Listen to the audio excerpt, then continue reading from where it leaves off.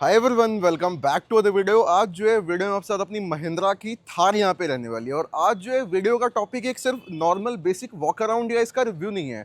बहुत सारे लोग जो है कमेंट कर रहे थे कि एक बार एक थार के ऊपर एक डिटेल्ड वॉक अराउंड के साथ साथ एक ऐसी वीडियो बनाओ कि थार की एक पूरी जो बाइंग गाइड है वो हमें मिल जाए, यानी कि किसको थार लेनी चाहिए। अब ये जो है इसका टॉप मॉडल है रियर व्हील ड्राइव में। अब थार के अंदर जो है मल्टीपल मॉडल्स आपको देखने को नहीं मिलते। बहुत सिंपल है इसका सीन। इसमें रियर व्हील ड्राइव आता है या फिर आपका 4x4 आता है। रियर व्हील ड्राइव में दो वेरिएंट आते हैं, AX या फिर LX। अब यहाँ पे जो AXT कर दिया, एक T ऐड ऑन कर दिया है, AXT और LXT रियर व्हील ड्राइव में आते हैं। टॉप मॉडल में जाओगे अगर आप 4x4 में, तो LXT आपका आता है सिर्फ वहाँ पे। पेट्रोल में भी ले सकते हो, डीजल में भी ले सकते हो। अब सबसे बड़ा सवाल जो आता है वो ये आता है कि किसको थार लेनी चाहिए, किसको नहीं लेनी चाहिए।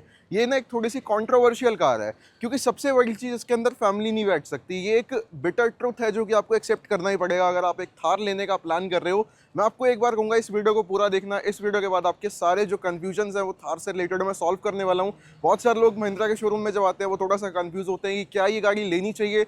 लुक्स में बहुत अच्छी है, पावर में बहुत अच्छी है, 4x4 इसमें मिल जाता है, सिटी में चला सकते हो, हाईवे पे दौड़ा सकते हो और इसको मिट्टी में भी चला सकते हो, यानी कि ऑफ रोडिंग भी इससे कर सकते हो। तो ये गाड़ी कितनी प्रैक्टिकल है, क्या थार लेनी चाहिए नहीं लेनी चाहिए, आपको ये वीडियो में कंप्लीट जो है नॉलेज मिल जाएगी। यहाँ पे इस वीडियो में पूरी देखना ये वीडियो को। आपको हम लोग थार के बारे में एक एक चीज़ बताने वाले हैं, चाहे वो फिर लुक्स हो, चाहे वो प्रैक्टिकलिटी हो, या आपकी नीड्स के अकॉर्डिंग क्या ये गाड़ी सही है या फिर नहीं। सबसे पहले अगर मैं बात करूँ थार की प्राइसिंग के साथ में, तो ये वाला जो मॉडल है this is LXT hardtop, rear wheel drive में है, डीजल में है, मैनुअल में है। रियर व्हील ड्राइव का top of the line variant है।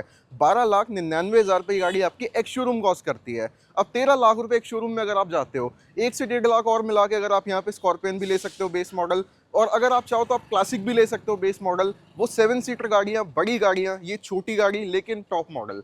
कौन सी ज़्यादा बढ़िया है, वीडियो पूरी देखना। सब कुछ एक एक चीज़ के बारे में बात करने वाले हैं। Let's begin with the review and complete guide. अब सबसे पहले अगर हम लोग बात करें स्टार्टिंग प्राइस, तो थार आपकी जो है स्टार्ट हो जाती है 9,99,000 रुपये के एक्स शोरूम प्राइसिंग के साथ में, और 18-20 लाख रुपए तक ऑन रोड जाती है टॉप मॉडल 4x4 यहाँ पे। अब सबसे पहला कंफ्यूजन तो ये सॉल्व करते हैं कि थार लेनी किसको चाहिए और किसको नहीं लेनी चाहिए। आगे मैं 4x4 और 4x2 का जो कंफ्यूजन है उसको भी दूर करूंगा। किसको 4x4 लेनी चाहिए और किसको 4x2 लेकर स्टिकर लगवा लेना चाहिए, बेसिकली 4x2 लेनी चाहिए और पैसे बचाने चाहिए, वो आगे का टॉपिक है। अभी जो बात करते हैं कि किसको थार लेनी चाहिए। अब सबसे पहले अगर आप इस गाड़ी को यहाँ पे देखते हो, तो ये गाड़ी फर्स्ट टाइम देखने में किसी को भी बहुत ज़्यादा अट्रैक्टिव लग सकती है, क्योंकि एक तो छोटी गाड़ी है, ब्लैक कलर में, इतना बड़ा बोनट, और आपको इस सेगमेंट की किसी गाड़ी में भी नहीं मिल सकता।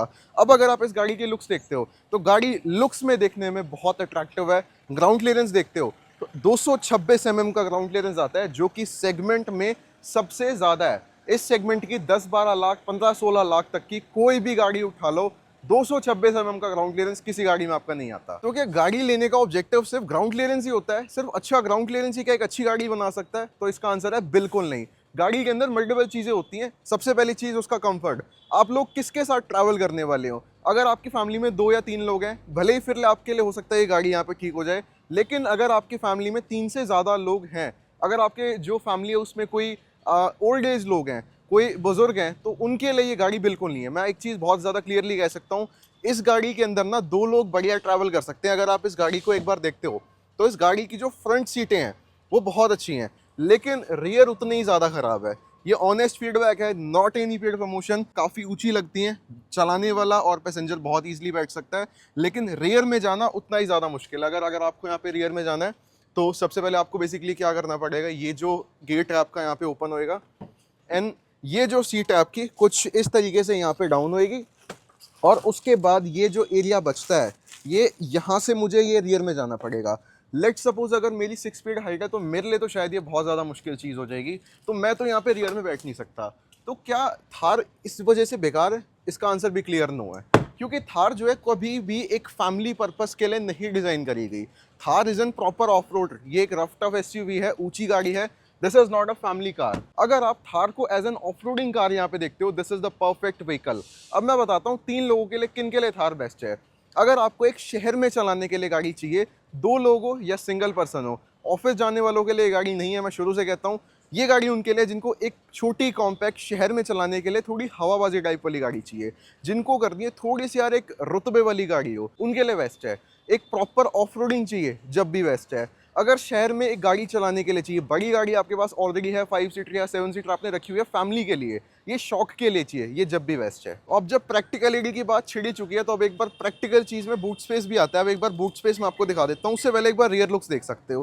टायर की प्रोफाइल बेसिकली एक मैं आपको बताऊँ अगर यहाँ पे, तो बहुत अच्छी प्रोफाइल मिलती है। 255/65 R18 18 इंची के डायमंड कट अलॉय व्हील्स आते हैं, ऑल 5 सेम प्रोफाइल के पांचों टायर आपको मिल रहे हैं।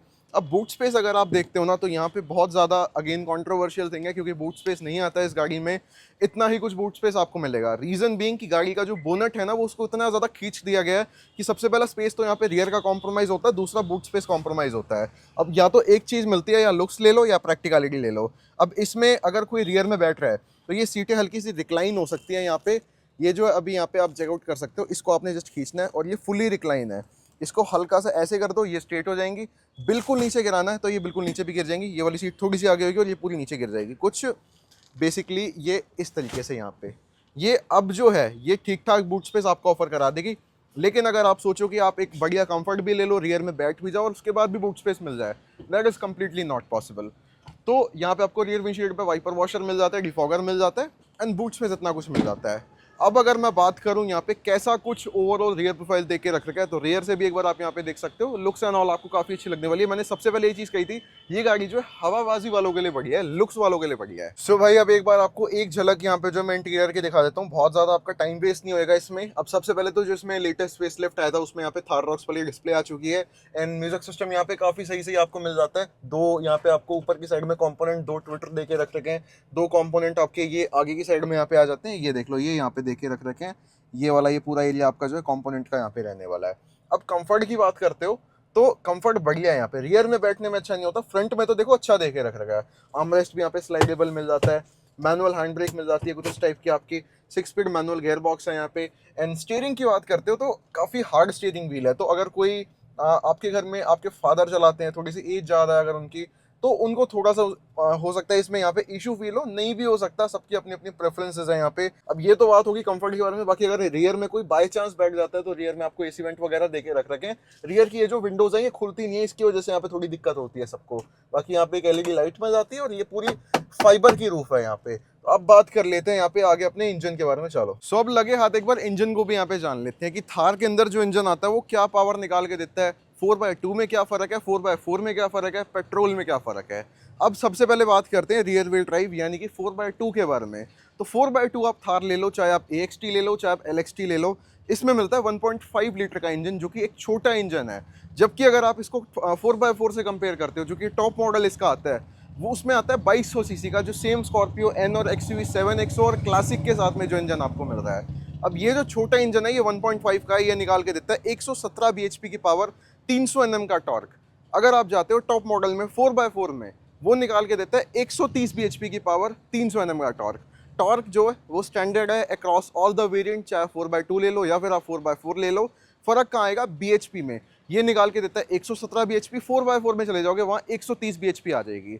पावर सेम नहीं है, टॉर्क सेम है बस यहाँ पे। माइलेज भी सेम नहीं है, माइलेज में भी आपका जो है यहाँ पे और दो डिफरेंस रहने वाला है। अगर आप 4x2 में जाते हो तो 4x2 में माइलेज आती है यहाँ पे लगभग 14 से 15 की, अगर आप 4x4 ले लोगे तो 10 से 12 की आएगी। अब बहुत सारे लोग आपको ये रूमर स्प्रेड करते हुए मिलेंगे कि यार ये छोटी गाड़ी है, छोटा इंजन है, 1.5 है तो 20 की माइलेज निकाल देगा। नहीं, भले ही गाड़ी छोटी है लेकिन यहाँ पे जो इंजन है वो दमदार है। दूसरी चीज़, इस गाड़ी को जो है हैवी बनाया गया है, भारी गाड़ी है और इसके अंदर जो पावर है वो थोड़ी सी यहाँ पे अच्छी रखी गई है। तो माइलेज यहाँ पे ऑब्वियस सी बात है कॉम्प्रोमाइज़ होएगी। भले ही ये डीजल है, इसमें DPF भी डलता है, लेकिन मेंटेनेंस वो नहीं है जो स्कॉर्पियन की होती है। तो उस हिसाब से कंपेयर करोगे तो ओके है। सो अब बात करते हैं वर्डिक्ट के बारे में, कंक्लूजन के बारे में कि इस वीडियो का कंक्लूजन निकलता क्या है, किसको थार लेनी चाहिए, किसको बिल्कुल नहीं लेनी चाहिए, किसको इसी के साथ जाना चाहिए, किसको इसको अवॉइड करना चाहिए। बिल्कुल यहाँ पे top model rear wheel drive LXT सारे फीचर मिल जाते हैं। कुछ काम है जो मैंने आपको कहा यहाँ पे कराने पड़ेंगे, जैसे LED हेडलैम्प वगैरह हो जाएंगे, फॉग लैम्प वगैरह हो जाएंगे, ये बेसिक चीज़ें करानी पड़ेगी, इसके बाद काम नहीं चलेगा आपका। बाकी कुछ इसमें नीड नहीं है, स्पीकर म्यूजिक सिस्टम सब कुछ बढ़िया है, अलॉय व्हील्स भी बढ़िया दे रखे हैं, टायर का साइज भी अच्छा है। यहाँ पे मॉडिफाई करा चाहो तो अपने हिसाब से इतना चाहे करा सकते हो। अब ये 15 लाख की ऑन रोड है, मॉडिफिकेशन वगैरह मिला लो तो 1 से 2 लाख के आसपास मॉडिफिकेशन कराने वाला करा लेता है बहुत ईजिली, ज़्यादा भी हो सकती है, वो आपके ऊपर है। आप रूरल एरिया से बिलोंग करते हो, गाँव में पिंड में अगर आपको चलाने के लिए एक छोटी गाड़ी चाहिए फिर आप इसके साथ जा सकते हो। किसको नहीं लेनी, जिसकी जो रनिंग है वो फैमिली के साथ है, उसको बिल्कुल नहीं लेनी, क्योंकि मैंने भी पीछे आपको रियर में बैठ के नहीं दिखाया अभी तक, क्योंकि वहाँ पे जाना एक बहुत ज़्यादा चैलेंज वाला काम हो जाता है, जो कि मेरे लिए भी उतना ज़्यादा सिंपल नहीं रहेगा यहाँ पे, इसलिए मैंने रियर में भी आपको बैठ के नहीं चेकआउट कराया। एक शौक पूरा करने के लिए ले सकते हो। उसके अलावा मैं कहूँगा इसको अवॉइड करके एक बार या तो रॉक्स देख लो या एन देख लो, वो एक प्रैक्टिकल गाड़ियाँ हैं, वो एक बढ़िया कंफर्टेबल गाड़ियाँ हैं। बाकी ये गाड़ी आपको 15 लाख की पड़ जाएगी। अगर आपको 4x4 में जाना है वो लगभग 18-20 लाख के आसपास पड़ती है। अगर आपको 4x4 का एक डिटेल्ड रिव्यू चाहिए तो अभी कमेंट कर दो। वीडियो अच्छी लगी वीडियो को लाइक करके चैनल को सब्सक्राइब कर दो। महिंद्रा की कोई भी गाड़ी परचेज करनी है, सोनीपत ड्राइव का शोरूम का address plus contact number video को डिस्क्रिप्शन बॉक्स में मिल जाएगा। This is all about this video. Thar आपको कैसी लगी, यानी वीडियो आपको कैसी लगी, कमेंट में बताना ना भूलें। आज की वीडियो के लिए इतना ही, मिलता है ऐसे नेक्स्ट वीडियो में, तब तक के लिए thank you so much watching and bye bye.